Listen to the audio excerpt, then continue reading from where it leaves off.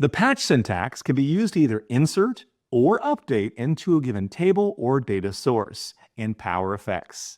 In Power Apps, you sometimes want to have one clause to serve them all, and you don't want to use a given form, for example. So for example, you might have a button that you want to when selected, changes the status of an item from active to inactive.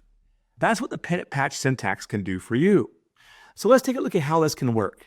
So when I go to our trusty application, which you can get on the description of this video, I'll select patch, and we'll see two examples here. If I click on the Insert Me button here, it's going to run the following code you're seeing down below.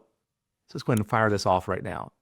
So essentially what's happening is it's inserting into this into a collection. But that collection could be a table, could be an Excel spreadsheet, could be a SharePoint list, doesn't matter. But it's inserting in the word defaults, in this case, in parentheses, is going through and specifying that I want to insert a record. So you say the word defaults with the table name that you want to insert. Then you put curly braces like you're seeing right here. And the curly braces are going to specify what you want to then pass in. So you'll see that I'm basically, as I kind of go through this, let me zoom in a little closer here, as you can see. All right, so default says insert. And then after that, you'll see my column, there's a column name in the table, colon is equal to, in this case, this value right here is specifying whatever I typed in.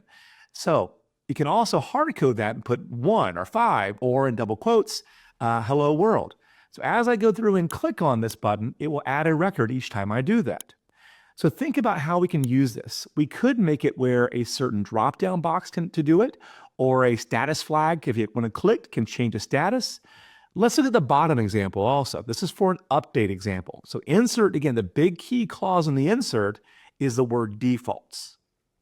Down below here, we're going to see our update example here. So in this case, I'm showing a gallery, and it's an updatable gallery that when I look at Mo here and I change him to Brian, and I hit the save button, it's going to change, I misspelled Brian, but you get the idea. It changed the value of Mo to then Brain in this case. In this example, I'll go ahead and zoom in a little closer here. What we're using is a patch syntax. So patch, again, table name. You specify what record you want to update. In my case, it says this item. Now, this item can either be, in this case, a gallery, so it's going to point to a certain record I'm looking at, or it can also be a lookup clause, for example, to point to a certain record, or a filtered set of data, or whatever. And then I specify this, what value I want to update. The name is going to be equal to whatever value I typed right there. So as I go through and correct my name to Brian, and hit save, it will then correct also that way as well. And as you can see, it works across the board. As I go through and hit the save button on each of these, it just changes that as I want it to also. So again, patch is a really universal Swiss Army knife for inserting or updating records. It can be used for simply clicking on this button right here. You'll see all the code, the same code you see down below, or the same code can be found right here as well. But it can be used to simply insert a record or update a record with no fuss.